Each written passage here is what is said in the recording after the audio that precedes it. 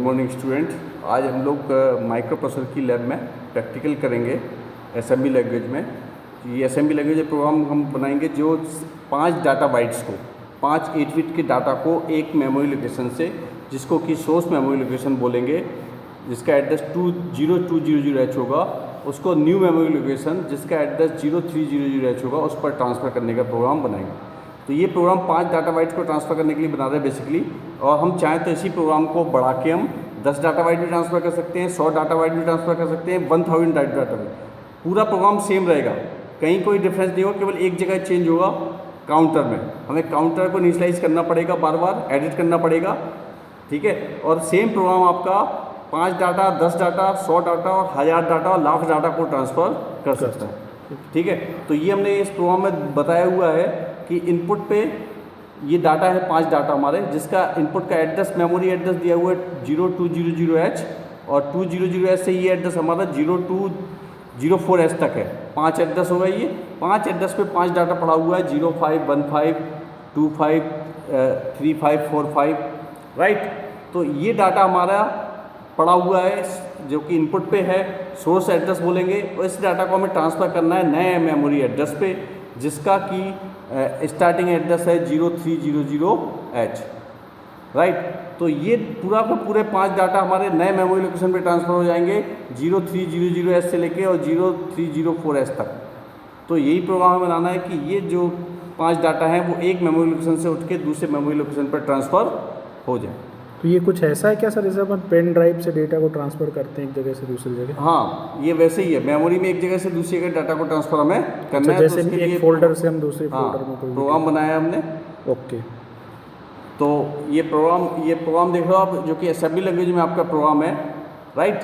तो assembly language program आपका हम किट पे करके दिखाएंगे आपको कि किट पे कैसे प्रोग्राम करते हैं, है ना। ये प्रोग्राम आप लोग देख लीजिए, आपकी स्क्रीन पे आ रहा है ये प्रोग्राम। हाँ, यही प्रोग्राम हम किट पे चलाएंगे। तो ये आप किट देखिए यहाँ पर कि जो ये हमारी डायना की किट है, 8086 की डायना किट है, राइट। तो इसमें आप डायना 86 लिख के आ रहा है, ये मेन मेन्यू है। यहाँ से हम प्रोग्राम स्टार्ट करेंगे। तो पहले हम ए प्रेस करेंगे, राइट। ए मीन्स असेंबली लैंग्वेज। प्रोग्राम हमें किस में लिखना है? असेंबली लैंग्वेज में।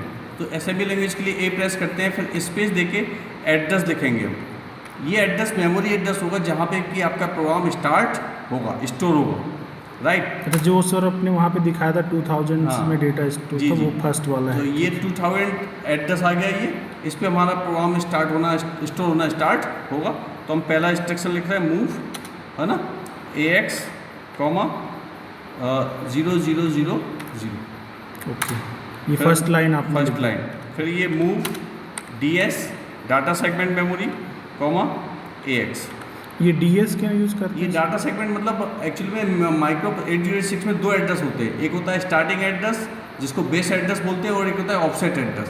तो स्टार्टिंग एड्रेस हमेशा डाटा सेगमेंट मेमोरी में होता है डाटा के लिए। ओके। तो डाटा सेगमेंट मेमोरी को इनिशियलाइज करना पड़ेगा कि डाटा सेगमेंट मेमोरी कहाँ से स्टार्ट करना चाहते हैं, इसके लिए हमें उसको कुछ एड्रेस देना पड़ेगा, राइट।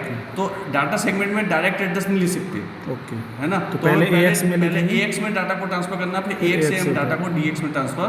ओके, इसलिए हमें 2 लाइन की जरूरत पड़ती है। अब हम लिखेंगे मूव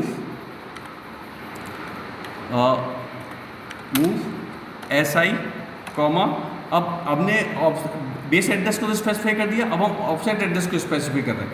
जहाँ सोर्स डाटा है उसके ऑफसेट एड्रेस को हम स्पेसिफाई कर रहे हैं। तो ऑफसेट एड्रेस है 0200। तो हमने उसको SI रजिस्टर में ले लिया। SI means source index register है। ये आप लोगों को मालूम है कि आर्किटेक्चर में जहाँ पे रजिस्टर्स होते हैं, जनरल पर्पस रजिस्टर्स होते हैं, उसी के नीचे सोर्स इंडेक्स रजिस्टर होता है, डेस्टिनेशन रजिस्टर होता है, बेस पॉइंटर रजिस्टर होता है, स्टैक पॉइंटर रजिस्टर होता है। तो उसी में से एक रजिस्टर लिया हमने, source index register, right. Next हम लिखेंगे मूव सिमिलरली DI, डेस्टिनेशन का भी ऑफसेट एड्रेस को स्पेसिफाई करेंगे। So we will write DI, 0300, right. तो ये डेस्टिनेशन का ऑफसेट एड्रेस हमने डिफाइन कर दिया। अब हम काउंटर डिफाइन करेंगे। काउंटर यूज होता है जब हम बल्क में डाटा को ट्रांसफ़र करना होता है, तो हम काउंटर डिफाइन करते हैं और हम एक डाटा को ट्रांसफ़र करने के लिए इंस्ट्रक्शन लिखते हैं, उसके बाद काउंटर को इम्प्लीमेंट करते हैं। तो काउंटर ऑटोमेटिकली रन होता रहता है, प्रोग्राम ऑटोमेटिकली चलता रहता है जब तक काउंटर 0 ना हो। अच्छा, ये जो बैक से लेके यहाँ तक प्रोग्राम लिखा हुआ है वो 5 बार ये चलेगा। 5 इंस्ट्रक्शन बार बार एग्जीक्यूट होते अगर रहेंगे। वहाँ 10 लिख देंगे तो वो 10 बार 10 बार चलेगा। एग्जीक्यूट। ओके। तो हमें काउंटर डिफाइन करना पड़ेगा। तो इसी काउंटर को हम चेंज करके नंबर ऑफ डाटा को ट्रांसफर कर सकते हैं। ओके। 10 डाटा, यहाँ पे 5 डाटा लिखा है, यदि आप 10 कर दोगे यहाँ पे तो 10 डाटा ट्रांसफर हो जाएंगे। ओके। लेकिन वो हेक्साडेसिमल में मेंशन करना है आपको, right. So move CX register लिया है काउंटर को इनिशियलाइज करने के लिए, और यहाँ पे लिया है 0005, राइट। ओके। तो CX में डिफाइन कर दिया। अब हम एक डाटा को ट्रांसफ़र करने के लिए इंस्ट्रक्शन लिखेंगे। चूँकि डाटा मेमोरी में है तो पहले मेमोरी से डाटा को माइक्रोप्रोसेसर में लाएंगे। तो उसके लिए मूव माइक्रोप्रोसेसर का AL रजिस्टर में डाटा को ट्रांसफ़र कर देंगे। इसी AL कॉमा कहाँ से डाटा ट्रांसफ़र करना है, मेमोरी से। तो इनडायरेक्टली मेमोरी डिफाइन करेंगे हम SI, क्योंकि SI में हमने सोर्स मेमोरी का एड्रेस ऑलरेडी डिफाइन कर रखा है, राइट। तो ये SI में जो एड्रेस है उस एड्रेस से डाटा को AL में ट्रांसफ़र कर देगा। SI में जो एड्रेस है उससे डाटा को ट्रांसफ़र करेगा। अब डाटा AL में आ जाएगा। AL से डाटा को हमें दूसरे मेमोरी लोकेशन पे ट्रांसफ़र करना है। तो मूव स्क्वायर ब्रैकेट कहाँ ट्रांसफ़र करना है, DI कॉमा AL। तो ये AL में जो भी डाटा आया था हमारा वो मेमोरी लोकेशन पे ट्रांसफ़र होगा। कहाँ से मेमोरी लोकेशन पे, जिसका एड्रेस DI के पास है। ओके। ठीक है। अब हमें एक डाटा ट्रांसफ़र हो गया। अब हमें दूसरे डाटा को ट्रांसफ़र करने के लिए दूसरे मेमोरी लोकेशन पे जाना पड़ेगा, नेक्स्ट मेमोरी लोकेशन पे। इसलिए हम लिखेंगे INC SI। ओके। तो सोर्स इंडेक्स जो डाटा पॉइंटर है उसमें इंक्रीमेंट हो जाएगा, और सोर्स इंडेक्स अभी 0200 था, अब 0201 हो जाएगा। इसके बाद सिमिलरली INC DI। ऐसे डेस्टिनेशन नए मेमोरी लोकेशन पे नए डाटा को ट्रांसफ़र करना है तो डेस्टिनेशन को भी चेंज करना पड़ेगा। उसके बाद हम लिखेंगे DEC डिक्रीमेंट करना पड़ेगा काउंटर को। एक डाटा ट्रांसफ़र हो चुका है तो काउंटर को डिक्रीमेंट करना पड़ेगा। DEC DX CX CX में काउंटर लिया था। उसके बाद JNZ jump if not zero. JNZ का मतलब जंप इफ नॉट जीरो, जब तक कि काउंटर जीरो ना हो जाए, जब तक कि CX में डाटा जीरो ना हो जाए तब तक ये जंप करता रहेगा। कहाँ पे जंप करता रहेगा, वो एड्रेस लिखना पड़ेगा हमें। तो 200 नहीं 0020E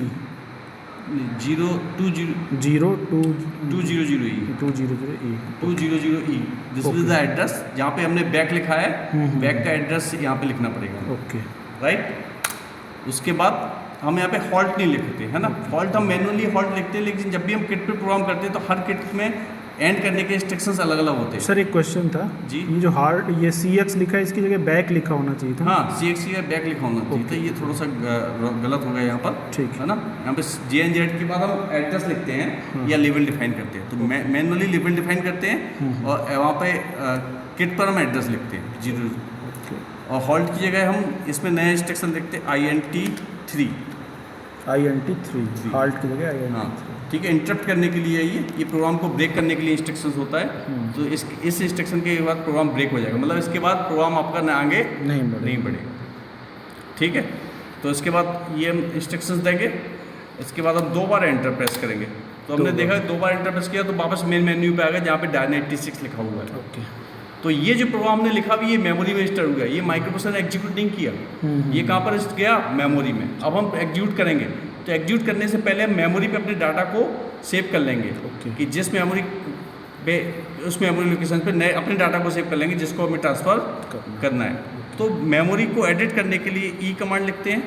E और जिस एड्रेस पे हमें डाटा को एडिट करना है वो एड्रेस लिखते हैं। तो 0200 ये हमारा सोर्स एड्रेस है। इस पर डाटा आप देख रहे हो 0F है।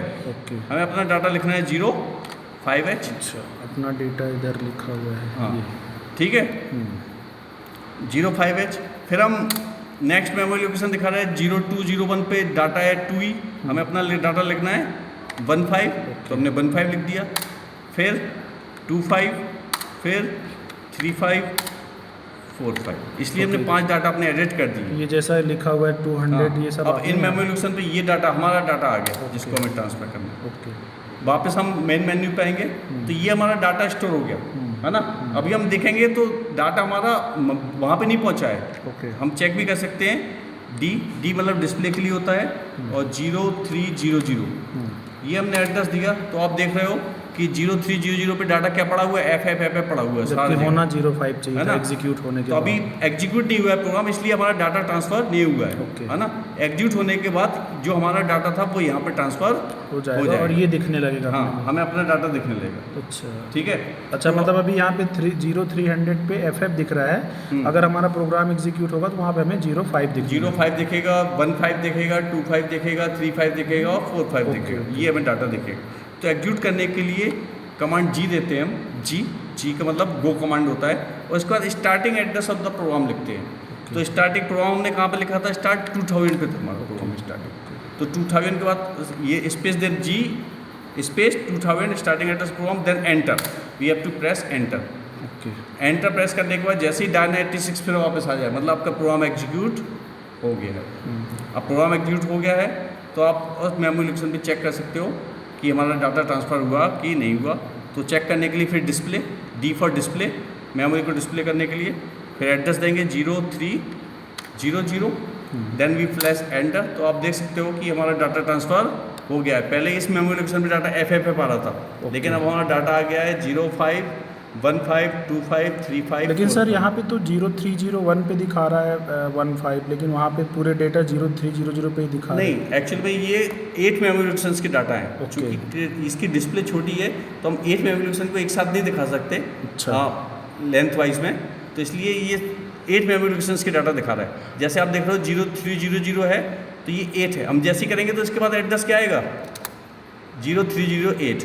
तो 0 से लेके 7 तक 8 मेमोरी लोकेशन की डाटा दिखा रहा है वो। अच्छा, मतलब ये फर्स्ट वाला 300 है, सेकंड हाँ। वाला 301 है, जहाँ पे 15 हाँ। स्टोरेज। इस तरीके से हमारा पूरा डेटा। इसके 5 डाटा हमारा दिखा रहा है वो, 5 डाटा। ओके। है ना?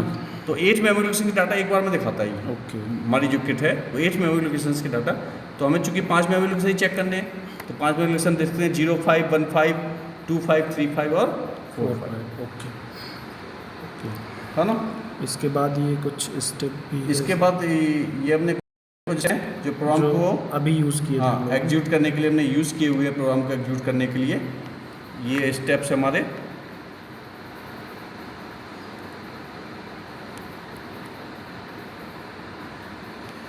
ये स्टेप्स हैं कि हमने जैसे किट को ऑन करते हैं, देन प्रेस ए लिखना है, ए मतलब असेंबली लैंग्वेज प्रोग्राम लिखना है, then write the memory address at which the program will store. फिर हमें जैसे हमने यहाँ पे 2000 लिखा, एक के बाद हमने क्या लिखा था 2000, तो हमारा प्रोग्राम 2000 पे स्टार्ट हुआ था। देन राइट द प्रोग्राम, उसके बाद हमें प्रोग्राम लिखना है, देन प्रोग्राम को एंड उसके बाद जैसे हम वापस मेन मेन्यू पे आते हैं, then press E to edit the input data. Input memory पे हमें अपना डाटा स्टोर करने के लिए हमें ई प्रेस करना पड़ेगा। ई प्रेस करके हम मेमोरी पर इनपुट डाटा को इनपुट दे सकते हैं। ठीक है। देन अब इनपुट मेमोरी पे डाटा हमने दे दिया, अब हमें प्रोग्राम को एग्जीक्यूट कराना पड़ेगा। तो प्रोग्राम को एग्जीक्यूट करने के लिए press G and space, then write the starting address of the memory. अच्छा, जो अभी हमने किया वो पूरे तो जी लिखते हैं, स्पेस देते हैं और मेमोरी का स्टार्टिंग एड्रेस देते हैं। उसके बाद एंटर प्रेस करते हैं। जैसे ही एंटर प्रेस करते हैं हमारा प्रोग्राम एग्जीक्यूट हो चुका होता है। अब हम रियल को चेक करने के लिए डी को प्रेस करते हैं। डी का मतलब मेमोरी डिस्प्ले। ठीक है। उसके बाद हम वो एड्रेस लिखते हैं जिसको हमें चेक करना है, जिस मेमोरी लोकेशन के डाटा को चेक करना है, तो डी स्पेस और वो मेमोरी लोकेशन लिखते हैं। Right, the are the steps. Okay, thank you.